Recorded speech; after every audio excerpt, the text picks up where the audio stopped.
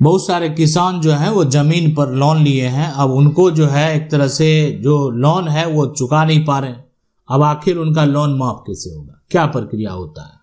यानी आप जो लोन लिए हैं, यानी आप जो केसीसी लिए हैं, या आप कहें तो जो आपके पास किसान क्रेडिट कार्ड है, जैसे भी आपने लोन लिया है, लेकिन ये जो है एग्रीकल्चर लोन है। अब ये लोन आपको ये सोचना है ये माफ कैसे होगा, इसका क्या प्रक्रिया है, कैसे हम माफ करवा सकते हैं? क्या ये संभव है कि जो केसीसी लोन है वो माफ हो जाए? अगर ये संभव है तो होगा कैसे?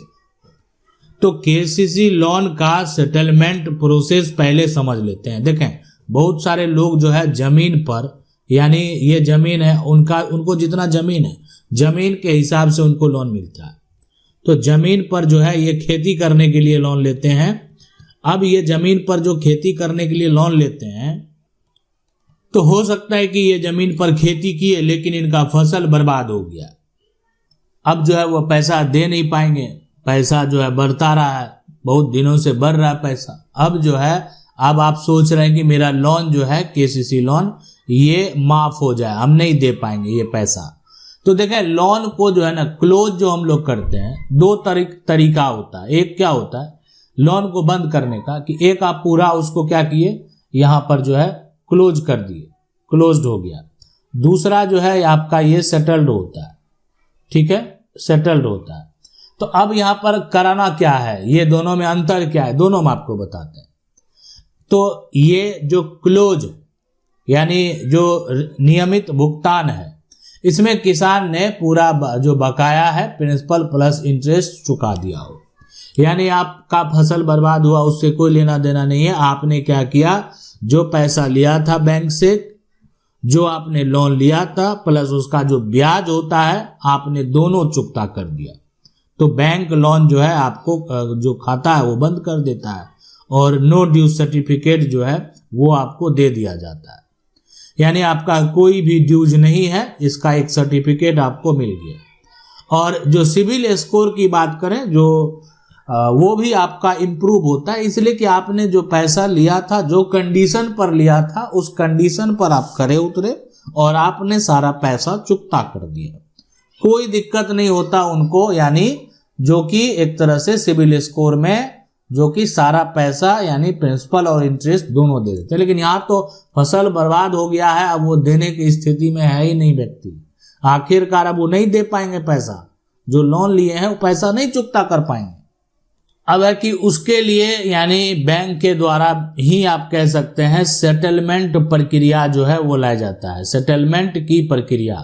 तो आखिर ये सेटलमेंट की जो प्रक्रिया है ये होता कैसे है, और जो सेटलमेंट है यानी ये वन टाइम सेटलमेंट यानी ओटीएस हो गया। अब ये सेटलमेंट का जो स्कीम है, अगर किसान लोन नहीं चुका पा रहा है ना, तो फसल खराब हो गया, आर्थिक संकट है, वो ये सब समस्या है, इसी के चलते नहीं चुका पा रहा, तो बैंक एक छूट योजना यानी ओटीएस लाता है, जिसमें कुल बकाया से जो है कुछ राशि माफ कर दी जाती है। यानी जो कुल बकाया उनका है, टोटल मान लेते हैं कि इनका जो है 3 लाख रुपये अगर है, ठीक है, 3 लाख, तो इसमें कुछ राशि जो है वो माफ कर दिया, इतना हम आपको माफ कर देंगे और बाकी शेष पैसा देना पड़ेगा, या तो इंटरेस्ट माफ किया या जो पेनल्टी चार्ज लगा वो माफ किया। किसान एक मुश्त जो है तय राशि देकर खाता जो है निपटा सकता है। तो एक तो ये हो गया, दो है। अब तीसरा जो सबसे महत्वपूर्ण बात है वो आपको जानना है कि आप लोन जो माफी प्रक्रिया है वो कैसे होने वाला है। इस स्थिति में ये तो सेटल हो गया, इसमें सिविल स्कोर पर थोड़ा जो है एक तरह से निगेटिव जो इम्पैक्ट है वो पड़ता है, इसलिए कि आपने क्या किया, आप जो है एक तरह से यानी जो है माफी के लिए आपने गुहार लगाया हमसे। अब आगे का जो विकल्प है वो क्या है कि आप लोन देना ही नहीं चाहते, आपको चाहिए पूरा, ये जो 3 लाख आप लिए हैं ना वो सारा माफ चाहिए, मतलब आप नहीं दे पाएंगे, पूरा देने की स्थिति में आप नहीं हैं। तो इसके लिए क्या नियम है, तो यानी सेटलमेंट प्रक्रिया देखें, बैंक होता है, बैंक का होता है जो कि आप ये जो है सेटलमेंट अगर आप ओटीएस कराना चाहते हैं, कि आप जाकर पता करना चाहते हैं कुछ छूट मिलेगा, तो आप क्या करेंगे, ये पूछेंगे जाकर खुद ब्रांच में क्या ओटीएस योजना जो है वो चालू है, और उसके लिए आप एक लिखित आवेदन दे देंगे अगर आपको मांगा जा रहा है तो, कि आप किस स्थिति से गुजर रहे हैं, और अगर आप ओटीएस के तहत जो है लोन चुकाना चाहते हैं, अब बैंक जो है तय करेगा कि आपको कितना छूट दिया जाए, कितना संभव है, और जब आप पूरा भुगतान कर देंगे तो फिर आपको यहाँ पर नो ड्यू सर्टिफिकेट जो है यानी एनडीसी यहाँ भी दिया जाएगा, सेटलमेंट लेटर भी देगा और साथ में एनडीसी यानी नो ड्यू सर्टिफिकेट जो है वो भी दे दिया जाएगा। तो आप यहाँ पर चुका सकते हैं। अब है कि हमको देना ही नहीं है, कुछ भी नहीं देना, उसके लिए क्या करेंगे?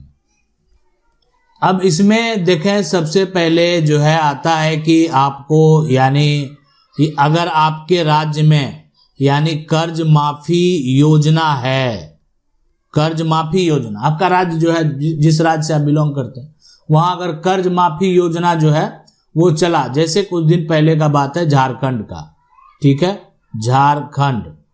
झारखंड अब सरकार के द्वारा जो है कर्ज माफी योजना चलाया गया। इसमें यह कहा गया कि देखें 2 लाख तक जो जिसका भी ऋण है वो माफ कर देंगे। उसको मजदूरी दी गई कि 2 लाख रुपया तक जो लिए हैं उनको जो है सरकार के द्वारा जो है किसान का कर्ज को माफ कर दिया जाएगा। अब किसान जो है जो टेंशन में था उनका टेंशन खत्म हो गया। अब उससे अधिक जो लिया है उसके लिए फिर जो है नियम प्रक्रिया वो फॉलो करना, मैं 2 लाख तक आपका माफ हो जाएगा।